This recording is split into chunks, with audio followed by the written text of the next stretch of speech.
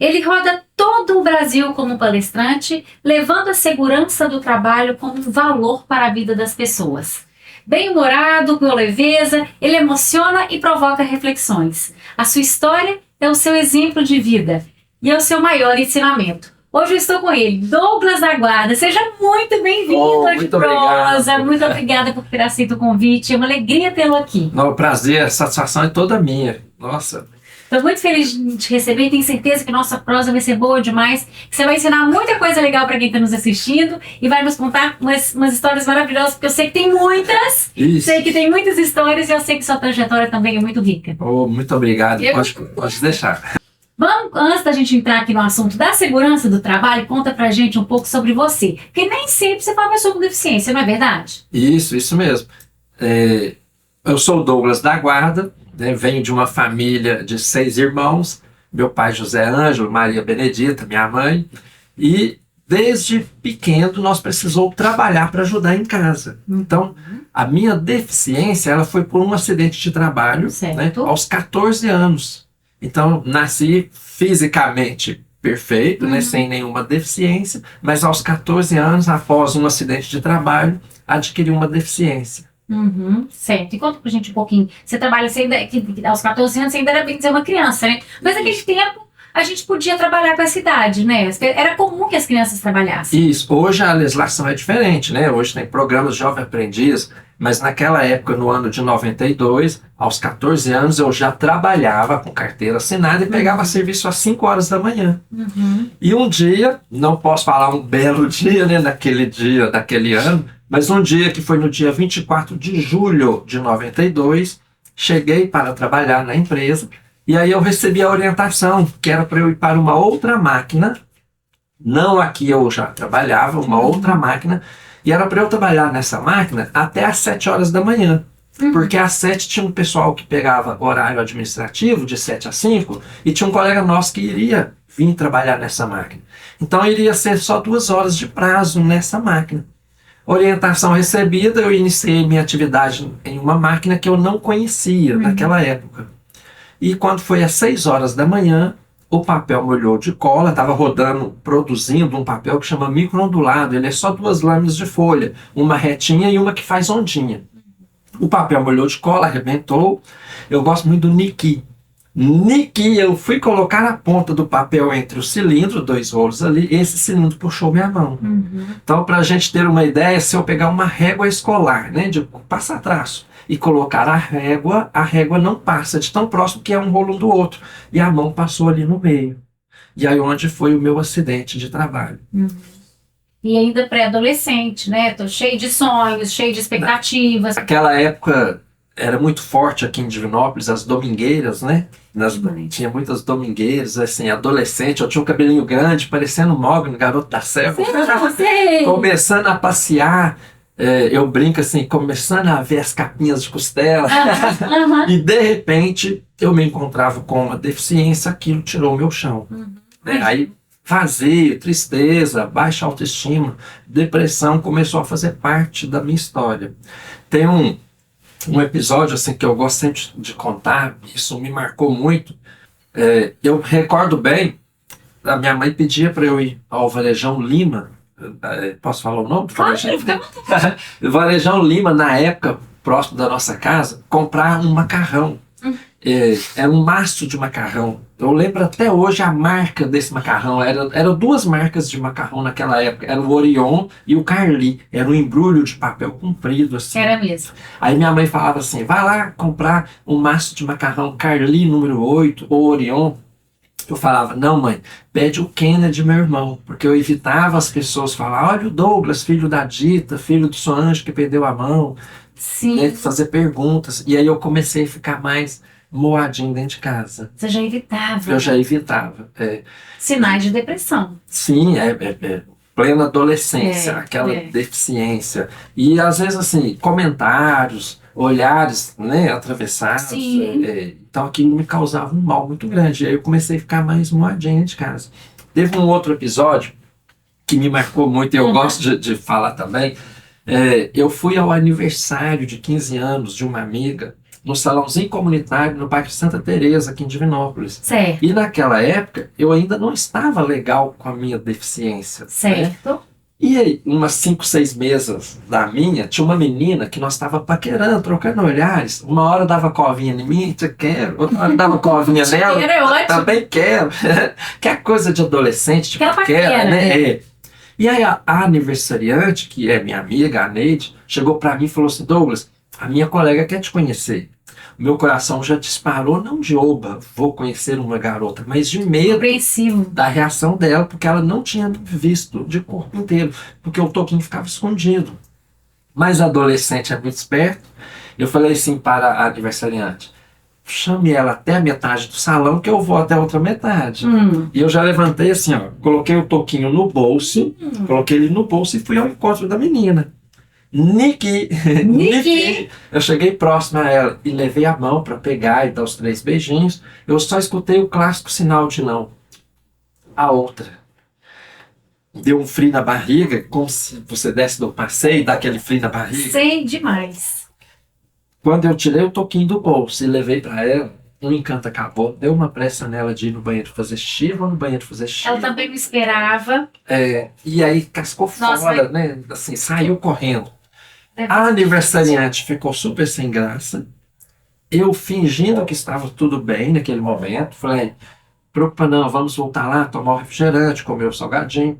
Mas naquele dia, por pouco, eu não saí do salãozinho comunitário no bairro Santa Teresa e não me matei. Porque esse sentimento de ser rejeitado, isso é péssimo para quem passa, isso é péssimo. Fui embora para casa chorando, pensando em até dar um fim na minha vida. Mas eu falo que coração de mãe é fantástico. Ciência nenhuma no mundo explica o coração de uma mãe. Justamente nesse dia, a minha mãe entrou no meu quarto, sentou próximo à cabeceira da minha cama e passando a mão na minha cabeça e rezando e pedindo a Deus pelo filho dela que tinha perdido a mão, que Deus não permitisse com que ele sofresse. Aí hoje eu falo assim, com propriedade, naquele dia as orações da minha mãe me salvou. Porque esse sentimento de ser rejeitado, isso é péssimo para quem recebe. Isso é péssimo. E por isso que hoje, Renata, assim, eu vejo isso como uma missão minha de levar a segurança do trabalho como um valor para as pessoas. Porque eu acredito firmemente, se a segurança é um valor, nós vamos chegar no zero é possível. Eu usava a frase zero acidente. Tirei até o acidente da frase. O dia que a segurança for um valor, nós vamos chegar no zero é possível. Porque o dia que ela for um valor, nós, enquanto trabalhadores, a gente não vai descumprir normas, regras de saúde e segurança no ambiente de trabalho. E os acidentes não vão acontecer. E os acidentes não vão acontecer.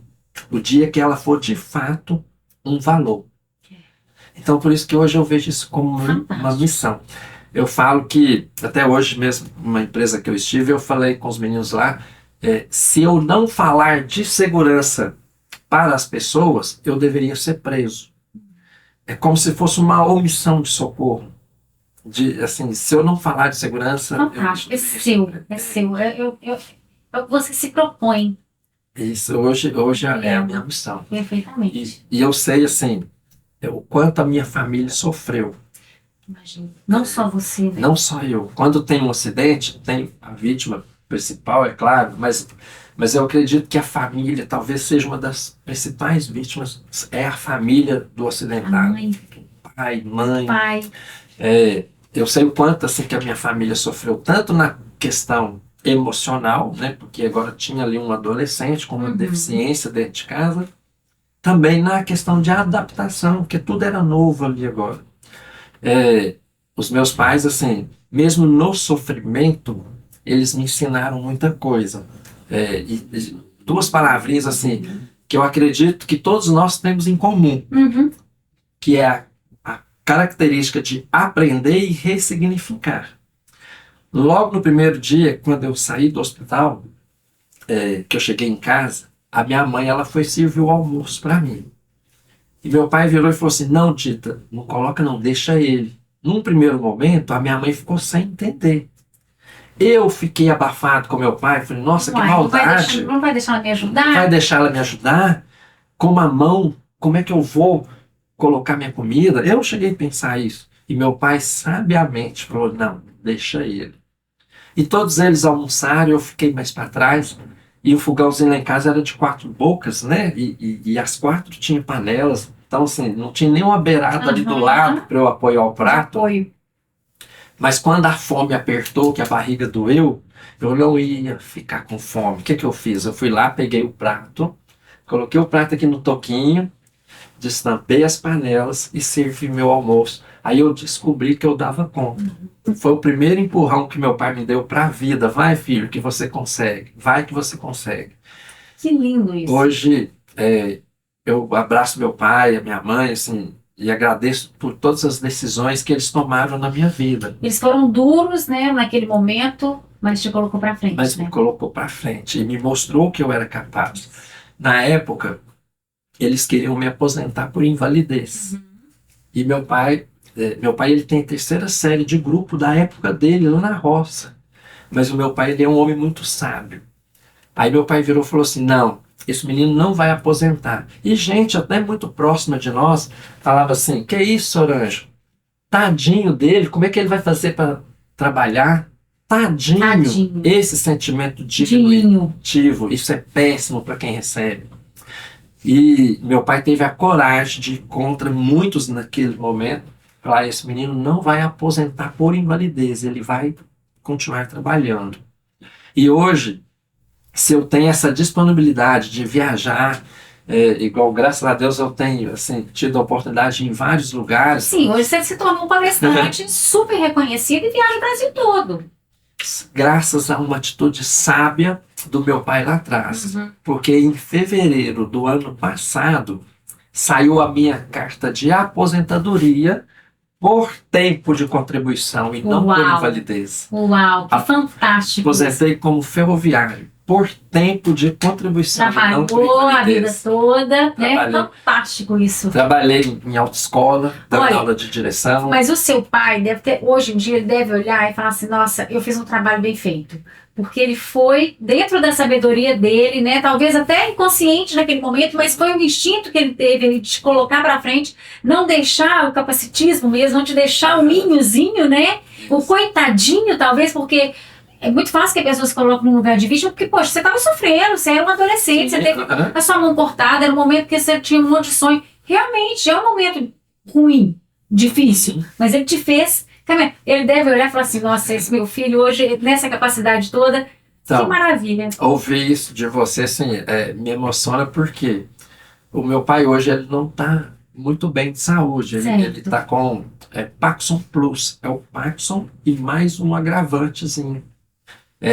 Ele está acamado, faz uso de fralda, a voz já não sai mais também. E recentemente, um tempo atrás, aí, ele teve um agravante, que ele pegou uma dengue, e ele cismou que iria morrer. E aí ele virou, mesmo na dificuldade dele de falar, ele falou com a minha mãe que queria que a gente, os filhos, fosse almoçar lá com ele. E aí a gente foi almoçar com ele. E sempre que eu tenho a oportunidade, eu abraço, eu agradeço ele pelas decisões que ele tomou na minha vida. E nesse dia não foi diferente. Cheguei, abracei, tá? E falei para ele que eu estava, né, ali agradecendo ele por tudo que ele tinha feito por mim. E mesmo na dificuldade dele de falar, ele virou para mim e falou assim, e eu entendi claramente ele falando que ele estava muito feliz de ver o que eu estou fazendo hoje. Isso, orgulhoso, com certeza. Que é viajar, levar a segurança do trabalho para as pessoas, inspirar as pessoas. Então ele falou para mim que ele estava muito feliz de ver isso que eu estou fazendo hoje. Não tem dúvida, tanto ele quanto a sua mãe. Porque realmente você ressignificou tudo isso e transformou a sua dor em força. Eu já tenho um ditado que fala que é do limão que se faz uma limonada, né? O meu pai, a minha mãe, meus irmãos, a minha família no todo, me ensinou assim, é verdade que o limão faz uma limonada, mas eles me ensinaram que o limão continua azedo. A diferença é o que eu vou fazer com esse limão. O limão ele continua azedo, isso é fato. Mas o detalhe é o que eu vou fazer com o limão azedo. Né? E a minha família, talvez até sem saber, me ensinou isso, assim, que o limão continua azedo, mas mas o que importa é o que eu vou fazer com esse livro. Exatamente. E dentro disso eles me ensinaram muito a palavrinha ressignificar. Sensacional, sensacional, Douglas, assim, se eu fosse da sua família, com certeza, eu já tenho orgulho de você e gosto de te ouvir falar, porque realmente, porque o seu exemplo, ele é muito importante para muitas pessoas que estão passando por um momento, talvez por uma perda física ou por uma perda de alguém, por um momento de muita dificuldade, de se vitimizar, de achar que não é possível mais, e ver que uma pessoa conseguiu é muito, tipo, é possível, né? Saber que é possível. A gente tem o direito de ficar chateado, a gente tem o direito de chorar. Claro. Né? A gente precisa até desse momento assim, de choro, né? Mas a gente precisa ter a convicção de que é possível ressignificar. E essa convicção, assim, a minha família, eu devo muito à minha família, que sofreu comigo, mas também assim, me ajudou a levantar. Se reerguer. Maravilhoso, maravilhoso. Você é o filho que número na sua casa? Então, eu sou o quarto, deixa eu ver, isso, o quarto. Aí que lá em casa nós somos 6, são 4 filhos homens e 2 mulheres. E seus pais, tanto seu pai, que ainda você disse que é viva, sua mãe também? A minha mãe também. Que privilégio, que coisa boa, sensacional. Me conta aqui uma coisa, como é que a segurança do trabalho veio parar na sua vida e como é que você se tornou um palestrante? Então, é bacana isso. Eu trabalhava em uma empresa aqui em Divinópolis, uma empresa até muito grande, e teve a semana da CIPAT nessa empresa. Eu trabalhava lá no almoxarifado, eu era um funcionário simples lá do almoxarifado, e eu ia ter a semana da CIPAT e o palestrante perdeu o voo. Contrataram um palestrante de fora, um cara top, e aí o palestrante entrou em contato com o engenheiro de segurança da empresa, falando que ele não iria chegar a tempo, porque teve um atraso lá e perdeu o voo. Então ia ficar um buraco naquele dia na programação da CIPAT. E aí eu achei uma sacada muito bacana, assim, corajosa e também ao mesmo tempo muito bacana do engenheiro de segurança dessa empresa. Ele foi até o almoxarifado, ele sabia que a minha deficiência era por acidente de trabalho, mas eu não tinha, eu era muito tímido, assim, eu nunca tinha falado em público. E ele chegou a mim e falou, a sua deficiência é por acidente? Eu, sim. Ele, você topa ir lá no auditório e contar a sua história? Dar um depoimento? Aí eu falei para ele, mas e se eu gaguejar? E se eu não souber falar nada com nada? Ele, não, a gente faz um bate-bola. Eu te pergunto, você responde. Vai, então vamos. Topei. A minha supervisora também liberou. Tomei um banho lá na empresa e subi para o auditório. E naquela ocasião, naquele ano, foi o comentário na empresa que foi a melhor palestra da CIPAT naquele ano. Uau! E aí a própria empresa começou a fazer os convites, assim, eu ir em outras unidades dessa empresa. Foi a sua revelação, na verdade, né? Você já tinha uma história, sua trajetória já ensinava muito e precisava que você falasse aquilo, né? E aí foi um depoimento assim, que teve muita alegria e também teve emoção, né? Que fui eu ali, naquela... Vou nem chamar de palestra, foi um depoimento. Então foi a minha história ali. Então teve momentos divertidos ali na minha história, que eu contei para eles, e teve momentos de sofrimento. E sempre assim, com o objetivo de dizer que o acidente ele não vale a pena. Então foi um comentário na empresa foi que foi a melhor palestra.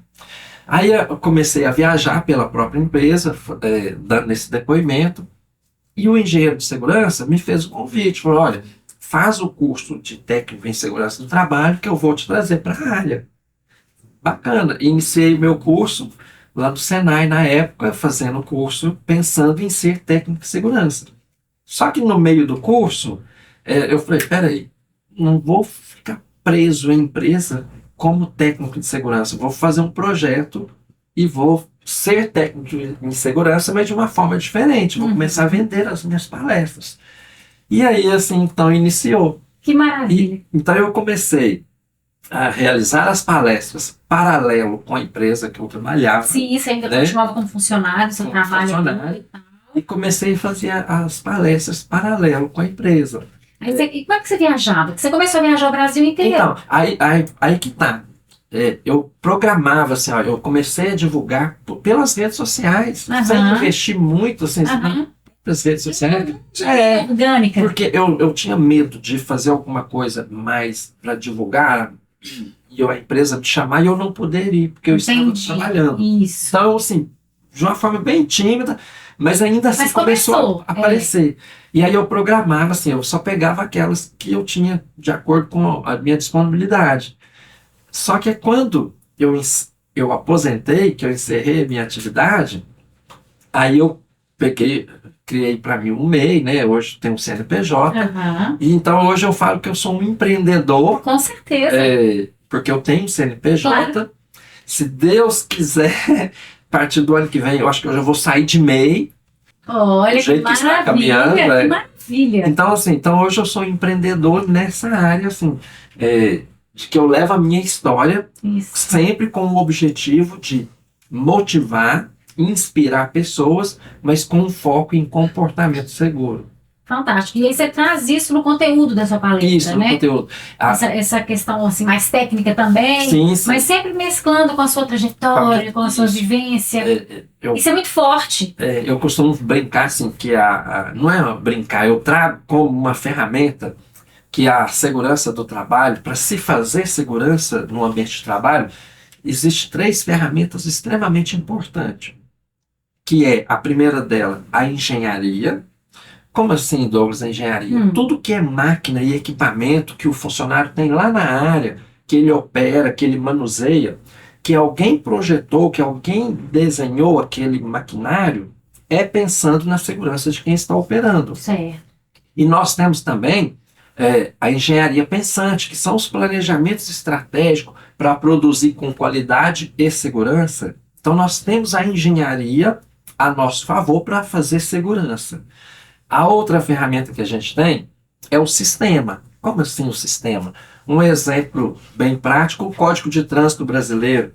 É um sistema que garante a nossa proteção enquanto motorista ou pedestre, né? O Código de Trânsito. E na segurança não é diferente. A gente tem as normas, as NRs, os protocolos, né? Os protocolos. Isso é um sistema, né, que garante a nossa proteção enquanto trabalhador. Isso. Então, nós temos a engenharia, nós temos as NRs, que são o sistema, e o comportamento. E aí eu já ouvi, né, às vezes algum colega falar assim, nossa, o comportamento é o mais difícil. E eu ouso dizer que não é. A gente tem que deixar esse sentimento de que o comportamento é o mais difícil, que mexer com o comportamento das pessoas é o mais difícil. Não é, porque ele depende só de uma pessoa. Ele depende só do indivíduo. É um poder de decisão da pessoa. Então, talvez assim, o comportamento depende de outras pessoas, porque nós precisamos influenciar o outro a assumir uma postura. Mas a decisão, a autorresponsabilidade é dele, é individual. É verdade. Aí eu gosto sempre para ilustrar essas 3 ferramentas. Por favor. Para ilustrar essas 3 ferramentas, que é engenharia, sistema, que é normas, regras, procedimentos e comportamento. Eu gosto sempre de lembrar de um episódio que foi em mídia nacional, o acidente que causou a morte do cantor sertanejo e da namorada dele. Na época isso foi em mídia nacional. Aí na palestra eu lanço a pergunta, morreu por quê? Aí o próprio pessoal já fala, excesso de velocidade, sem o cinto de segurança, adulteração na roda, N fatores do comportamento, violou o sistema, que são normas, regras, mexeu na engenharia, que é o famoso improviso, gambiarra, jeitinho, né? Causou a morte do cantor e da namorada. Então, por isso que eu faço questão de levar essas 3 ferramentas extremamente importantes para fazer segurança no ambiente de trabalho. É importante mesmo que você divulgue essa informação, porque faz todo sentido. E a segurança do trabalho, ela é importante, de extrema mesmo importância, não só nas empresas, de tudo, né? Em tudo. Ela é muito importante. Até, principalmente dentro de casa. Sim, né? claro. A gente teve vários episódios aí que ganhou repercussão nacional, até o próprio apresentador Gugu. Exatamente. Assim, foi e mesmo. outros, assim, que por um descuido, acidentes domésticos podem levar às consequências terríveis. Assim. Isso. E falando em segurança no ambiente de trabalho, num passado, e graças a Deus, bem no passado, já foi-se a época que a segurança era má vista, assim, né? Era despesa aos olhos do empregador. Tá. Era visto como despesa, que atrapalhava o processo produtivo. As EPIs. Isso. Então, assim, no passado isso era, né, não era legal. O pessoal via a segurança como algo que atrapalhava o processo produtivo, onerava. Hoje, o empregador, ele já tem um entendimento e a convicção que a segurança do trabalho, ela é parte do processo. E preventiva, né? Isso. E se a gente trabalha o comportamento do trabalhador, é a melhor ferramenta de segurança e mais barato. Com certeza, é claro. Quando o acidente acontece, a vida toda dele vai ser infectada, o entorno todo, a família, a empresa, né? O que aconteceu com você? Isso, é isso mesmo. Eu falo que quando eu tive o meu acidente, né, lá aos 14 anos, teve uma reviravolta na minha vida, tanto como pessoa, né, também como profissional. Mas assim, falando como pessoa, o ser humano, nós somos muito vaidosos. Ninguém quer estar feio, né? Todos nós queremos estar bonito. Recentemente eu estava pintando meu cabelo. Aí a menina me ensinou, olha, compra lá castanho claro, que quando você misturar, eu gosto de brincar assim, quando você misturar os barrinhos, e aí pintar, e depois que você lavar, aí vai ficar mais próximo de um preto natural, se eu comprar ela na castanho claro. E um dia na correria lá do supermercado, fui lá na prateleira e peguei ela já na preta, na cor preta. Cheguei em casa, misturei os barrinhos, e aí lá na caixinha estava escrito, deixa 5 minutinhos, e eu falei assim, não, vou deixar 6, que é para ficar bem legal. Caprichar. Aí quando eu lavei a cabeça, eu assustei, falei, nossa, mas tá muito esquisito, tá muito artificial. Aí quando a Cristiane, a minha esposa, chegou, ela virou, ela tomou um susto, falou, não, tá parecendo um galo índio, tá até azul de preto. Ótimo. Aí, falei, e agora? Não, vamos rapar. Aí nós rapamos a cabeça, aí depois o cabelo começou a crescer. Eu falei para ela, olha, eu vou lá comprar a tinta e pode deixar que eu vou prestar atenção. Ela, não precisa comprar não, pode deixar. Eu, ela, pode deixar, você está parecendo George Clooney, William Bonner. Gostou, pode deixar, tá vendo? E aí você também gostou. Gostei. Então, por que eu tô falando isso? Porque nós somos vaidosos, ninguém quer estar feio. Um cabelo branco no início me incomodava, hoje não, hoje eu já assumi, hoje eu me amo. Faz parte. Agora, quanto mais uma deficiência, quanto mais uma deficiência. Né? Então, assim, o acidente, ele impacta a vida da pessoa, ele impacta, porque por causa da questão emocional, que nós não somos preparados para adquirir uma deficiência, e também tem um fator social, né? Por exemplo, se eu caio lá no INSS, meu salário aumenta ou ele diminui? O salário cai. As contas aumentam ou as contas diminuem? As contas aumentam. Isso é fato. Independente. E se mexeu na estrutura financeira familiar, também o bicho pega. São muitas consequências. Então o acidente, ele impacta... É multifatorial. O acidente, ele impacta negativamente, né, na vida de qualquer trabalhador, de qualquer família. Com certeza, mas existe esse olhar do ressignificar, né, do sair porque você acabou de falar aqui da parte social, existe um preconceito, né, existe sim, né, impossível a gente falar que não existe, porque é mentira. Existe, e eu até, nas palestras eu até uso aquele meme, né, se não tem as manhas, não entra não. Conviver com uma deficiência nesse mundo lá fora preconceituoso, que ainda existe, melhorou bastante, mas ainda tem muita oportunidade nesse mundo para poder melhorar em relação a preconceito. As pessoas acham que nós, pessoas com deficiência, a gente precisa ser super-homem para fazer determinada atividade, né? Acha que a gente não consegue. Eu trabalhei em autoescola, dando aula de direção. Sim. Tem gente que acha que eu nem dirijo. Trabalhei 9 anos no ramo de autoescola. dando ser um instrutor. direção. Sim, instrutor de direção. Tem gente que acha que eu nem dirijo, Que era impossível. que era impossível. Você fizesse aquilo. Essa história da autoescola, assim, é interessante. Não, eu sei que seus causos são maravilhosos. E assim, eu vou te dar uma ideia. Eu já escutei alguns, sei que você vai me contar outros aqui agora, mas você já pensou que isso pode virar até uma comédia, um stand-up? Hã? Então, Não é? Uma peça de teatro? Ou então um livro? ó, eu inicio a minha palestra, eu divido ela em 3 partes. A primeira parte da minha palestra é meio que um stand-up. Ah, que legal! É o famoso quebra-gelo. Legal! E aí eu uso de histórias que acontecem comigo engraçadas. Aí eu coloco humor nessas histórias. É que você é muito bem humorado. É. E aí tem uma, posso contar uma aqui? Gente, né, gente? Nós queremos saber. Tem uma Nossa, muito gente. legal, que é com a Meire, que é uma ceguinha lá de BH, que é minha amiga. Aham. E aí a gente ficou se conhecendo num encontro de pessoas com deficiência. Uhum. E na hora do cafezinho, do coffee break, a minha amiga veio pra mim e falou assim: Douglas, eu quero ver como é que você é. E já veio me palpando. Ah, Douglas, você é tão bonito, você tem uns traços bonitos. Eu, obrigado. Ela, nossa, mas você é muito bonito. Quase que eu falei pra ela assim, dos olhos verdes, ela não tá vendo mesmo? Ela, não, mas você é magro, hein, Douglas? Eu, não, mas você é muito magro, assim. Nick, ela veio palpando. Eu coloquei, posso fazer? Eu coloquei um pouquinho na mão dela e balancei. você já fez de sacanagem. Eu Você já acho, fez de sacanagem. eu acho que ela enxergou. Correu Ela uns 100 enxergou, é metros. ótimo, gente. Ela sabia, ela enxergou. Correu uns 100 metros, esbarra e vai. Lascou, E até hoje a gente conversa, eu brinco com ela. Nossa, você tinha que ter percebido Que ela na sua ótimo, cara. gente. Que ótimo.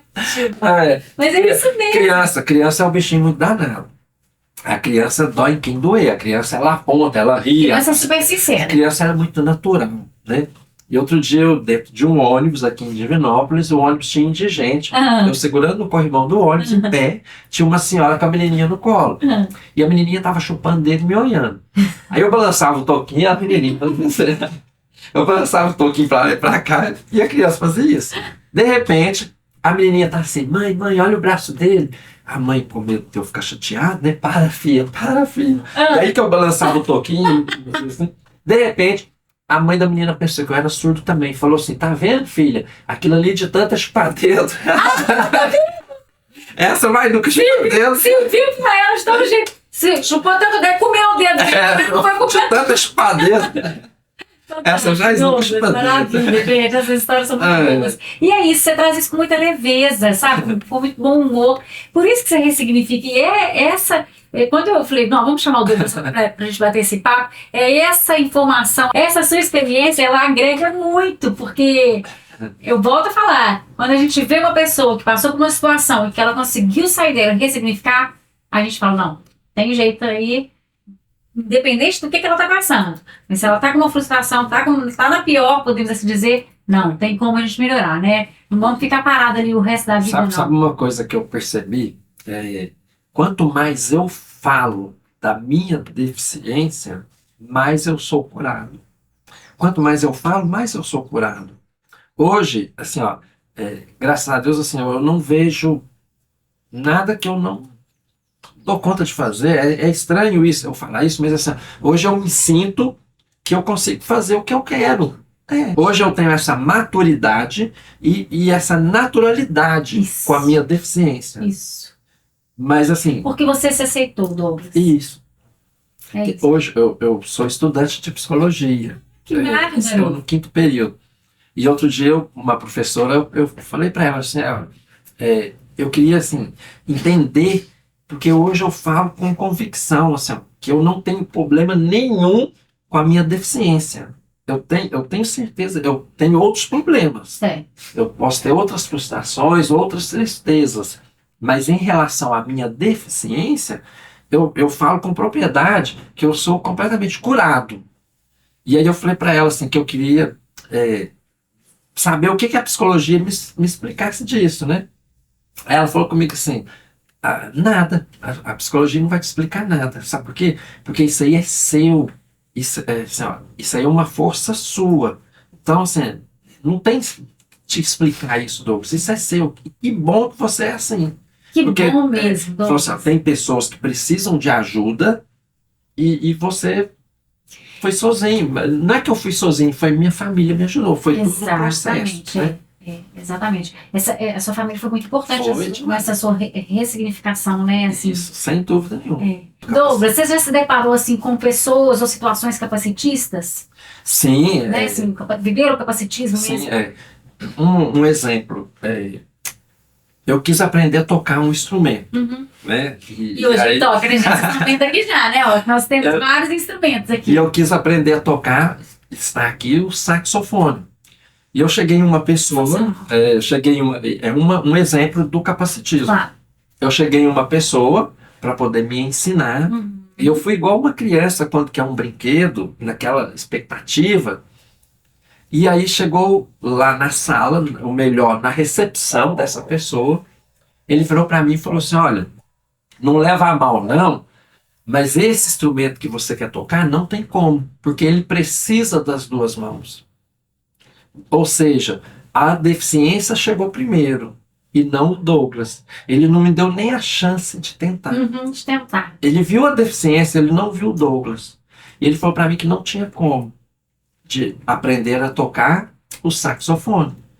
E uma outra pessoa, passados uns 2 meses e meio por aí, uma outra pessoa, que é o Ricardo Pellegrino, que hoje é o meu professor e meu amigo, do nada eu encontrei com o professor Ricardinho e ele partiu dele, ele sem saber, ele virou para mim e falou assim, Douglas, eu tenho vontade de te ensinar a tocar sax, você tem vontade de aprender? Uau!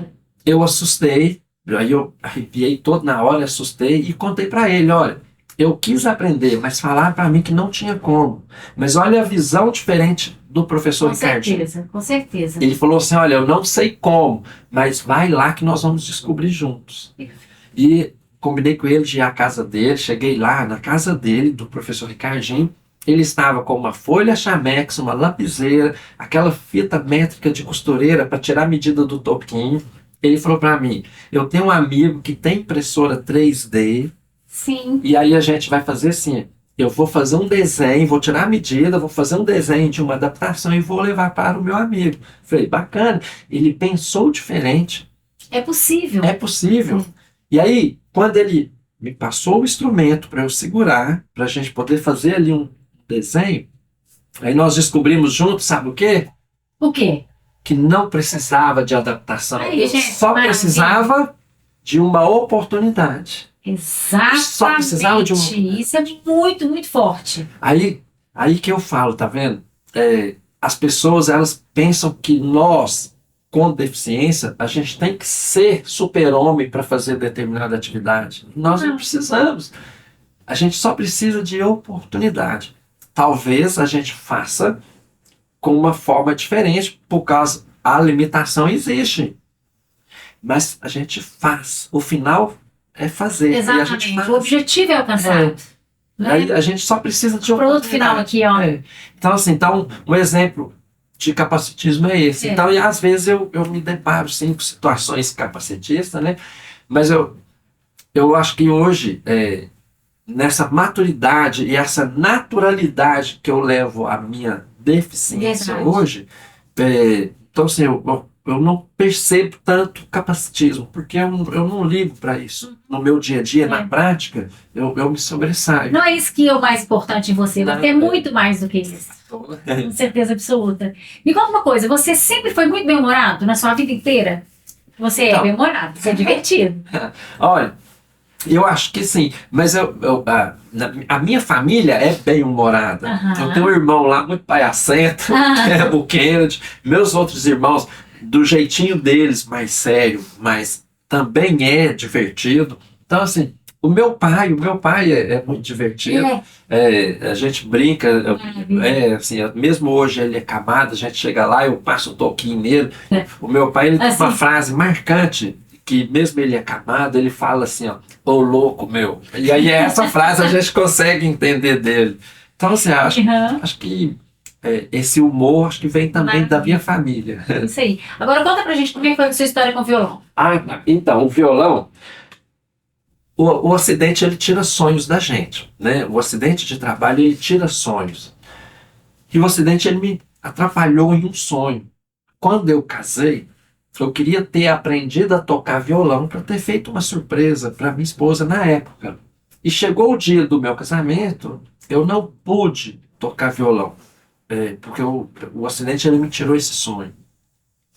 Mas passado-se um tempo, eu estava na casa dos meus pais, na porta da cozinha do meu pai, e olhei para o quintal dele lá, eu vi um pedaço de cano, um cano PVC de 40 milímetros, estava lá descartado no quintal dele, lá um pedaço de cano.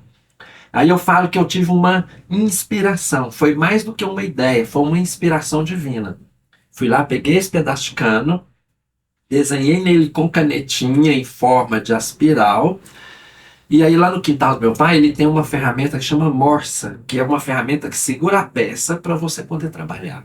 Peguei esse pedaço de cano que eu desenhei com canetinha, coloquei na morsa, peguei a cegueta e cortei. Aí ficou um negocinho assim, né? Espiral. Fui ao chão, fiz uma fogueira, cheguei esse pedaço de cano que eu cortei próximo ao fogo, ele foi amolecendo, e eu fui dando forma para esse pedaço de cano aqui no toquinho.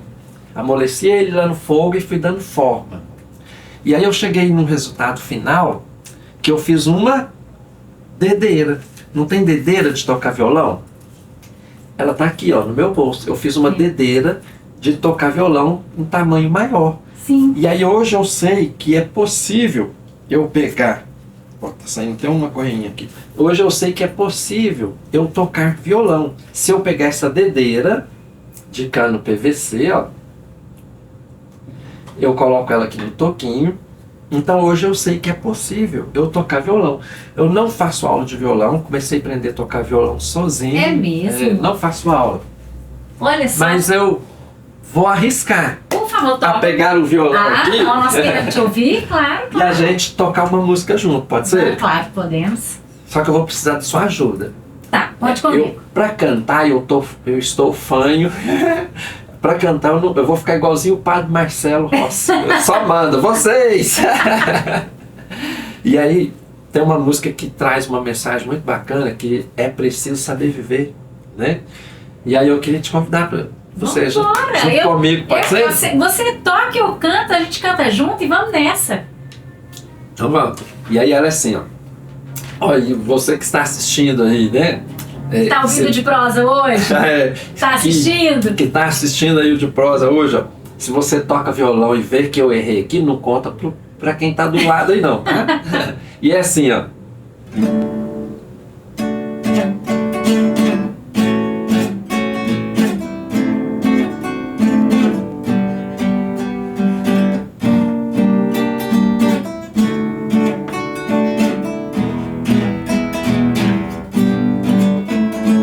Espera que a vida seja feita de ilusão, pode até ficar maluco ou morrer na solidão. É preciso ter cuidado pra mais tarde não sofrer. É o que? É preciso saber viver. Toda pedra no caminho você pode retirar. Uma flor que tem espinho você pode se arranhar. Se o bem e o mal existem, você pode escolher. É preciso saber viver. Olá!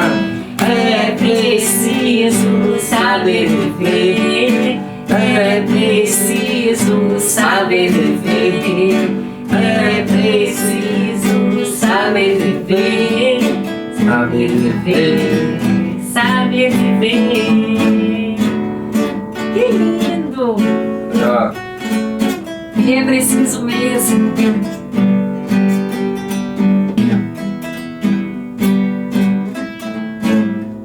Aê! Ó. Que maravilha, Douglas! Sensacional, sensacional. Por que Inspirador. eu faço isso assim? Vocês nem imaginam o tanto que meu coração pula de alegria em fazer isso aqui. Eu não pude, no dia do casamento, né, ter feito a surpresa. Mas agora eu sei que eu posso fazer serenata. Acordar a Cristiane de madrugada lá e fazer serenata pra ela. Mas por que eu fiz isso? se eu ainda estou aprendendo a tocar violão, ainda atropelando, não para mostrar que eu sou o cara, nada disso, mas para mostrar para você, Renata, para você que está nos acompanhando, você é muito mais do que você se enxerga. Você é muito mais capaz do que você se enxerga, você é muito mais bonita, mais bonito do que você se enxerga, você é muito mais do que você se enxerga. Então, assim, que a mensagem principal desse violão aqui, esse toquinho, seja essa, que você é muito mais do que você se enxerga. Lindo. Obrigada. Obrigada por mais esse ensinamento. É isso mesmo. Maravilhoso. Olha só. Aqui no De Prosa, Douglas, nós temos dois momentos importantes. O primeiro é o corte e o close. Corte o close. E depois nós vamos fazer um brinde pra gente brindar essa prosa maravilhosa aqui, né? Mas olha só, me conta um corte e um close seu da sua vida. Pode ser vida profissional, pessoal, uma coisa que aconteceu, que te marcou negativamente, ou que você não gosta, que não vai repetir mais, e depois você vai falar de um close também da sua vida. Tá. Então, vamos começar pelo corte. Pelo corte. Então, o corte foi esse momento, né, de que da menininha lá que correu de mim no dia que eu levantei para conhecê-la, e quando ela me viu, né, lá no salão da festa do aniversário, ela correu de mim. Então isso para mim foi um corte. E agora eu posso falar? Claro, closing. Por favor. Quando eu trabalhava em autoescola, chegou um dia que apareceu uma aluna para fazer autoescola comigo.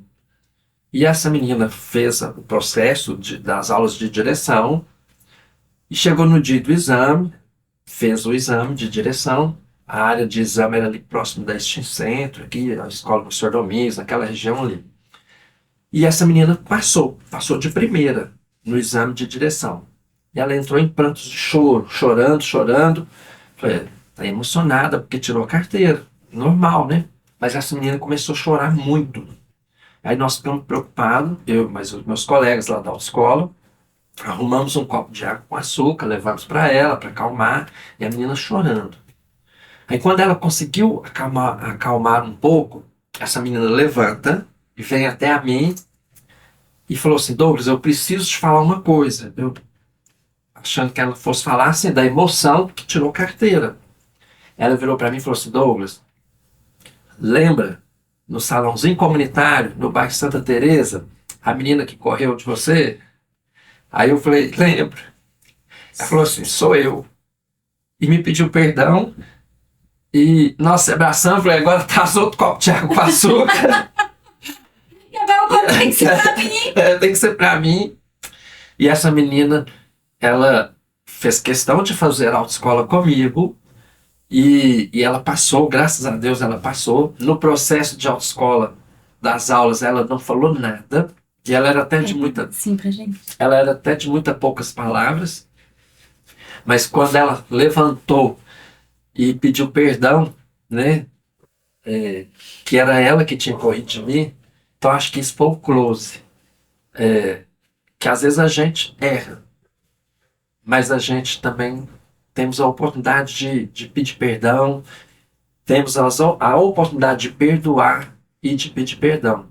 Então, acho que esse momento também foi muito bom, passar por isso. Assim, ela teve a oportunidade dela de ressignificar, de se retratar isso na vida dela. De ressignificar, acho que a palavra é essa mesmo. Ela teve a oportunidade de ressignificar a vida dela e também me deu a oportunidade de perdoá-la, né? E assim, embora eu não tinha mágoa dela, que acho que foi um momento ali, né? Eu já havia esquecido. Close incrível, olha. Então acho que esse foi o close. Eu já ouvi aqui, viu? Maravilhoso. Obrigada por compartilhar com a gente. Que delícia. Nossa, que maravilha. Agora aqui, ó, nós estamos quase chegando ao final da nossa entrevista, mas antes você vai tocar um pouquinho de sax pra gente, né? Por favor, né?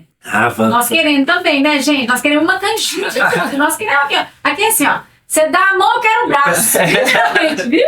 Você quase tirou uma mão aqui hoje, hein? Não foi? E tem um ditado que fala que é com uma mão lava a outra, né? Comigo caiu por tempo. Uma mão lava a mesma. Uma mão lava a mesma. E agora vai ser o sax? Bora fazer o sax? Vamos. Aí, Então agora chegamos no momento que nós vamos ter a honra de te ouvir tocar saxofone. Maravilhoso. Primeiro que é um instrumento belíssimo, né? sim. Com certeza significa muito para você tocar esse instrumento, porque você já contou aquele caso pra gente que no início você teve um não e depois... Depois, isso. E o sax, ele é um instrumento muito complexo, assim. Uhum. Mas a minha dificuldade no sax é igual a de qualquer aluno. Não é nem tanto a digitação, Uhum. é aqui, ó, a embocadura, né? Adquirir a musculatura para ter uma embocadura, para tirar o som grave e agudo. Essa é a minha dificuldade no sax. Então, assim, eu vou aproveitar esse momento para tocar aqui um pedacinho de uma música que também traz um significado e traz uma mensagem muito bacana, que é a Nona Sinfonia de Beethoven, né? Beethoven, mesmo na sua surdez, na sua dificuldade, após uma doença, ele perdeu a audição, ele continuou acreditando no seu propósito de vida, que era a música, né? Então, eu vou tocar um pedacinho, então, de Nona Sinfonia de Beethoven. Pode ser? Que é assim, ó.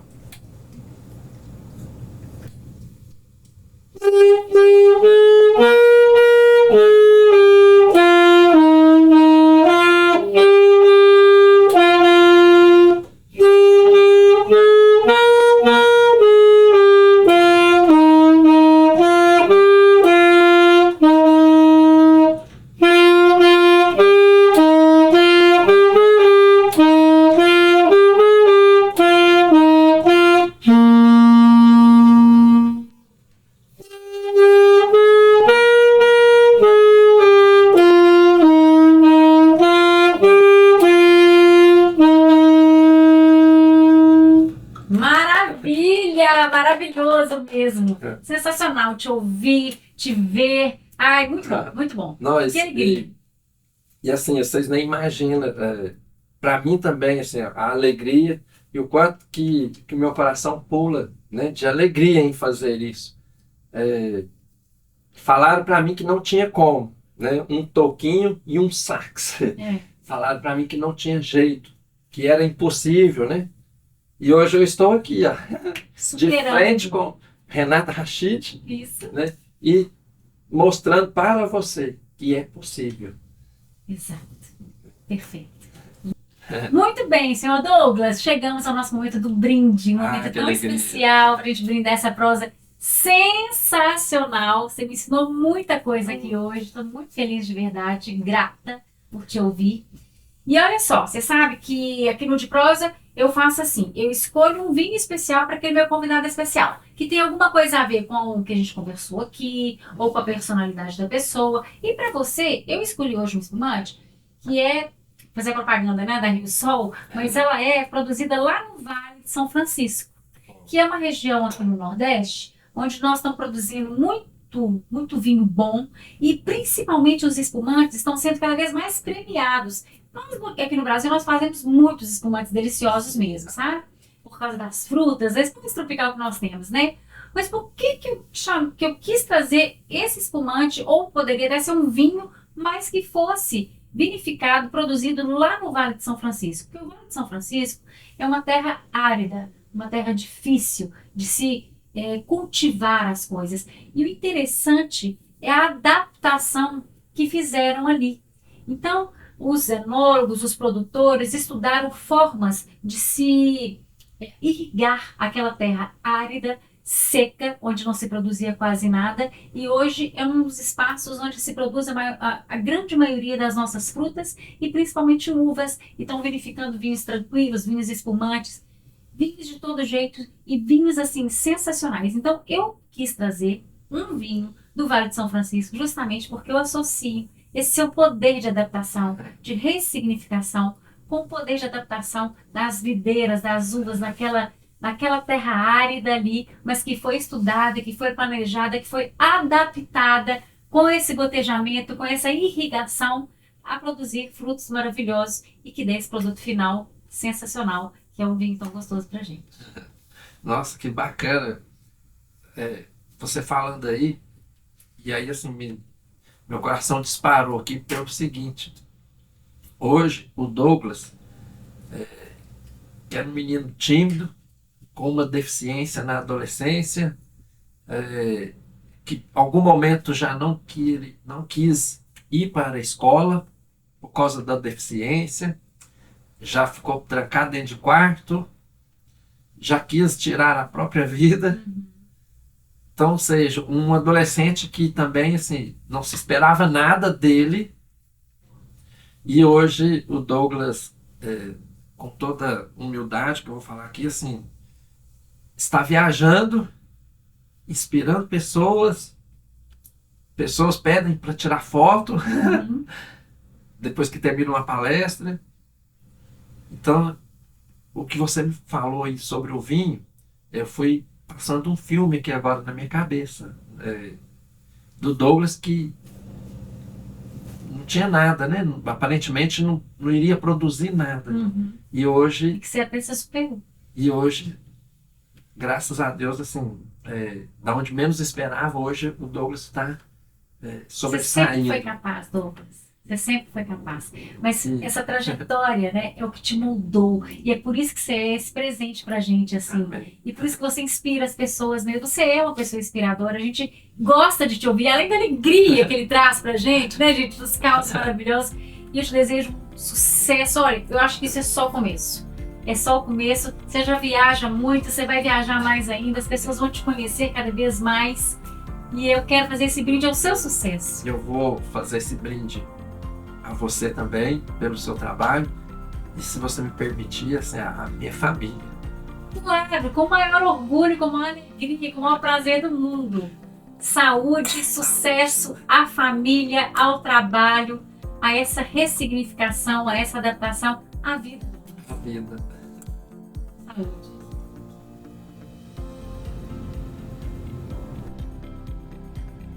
Nossa, gente, tá gostoso.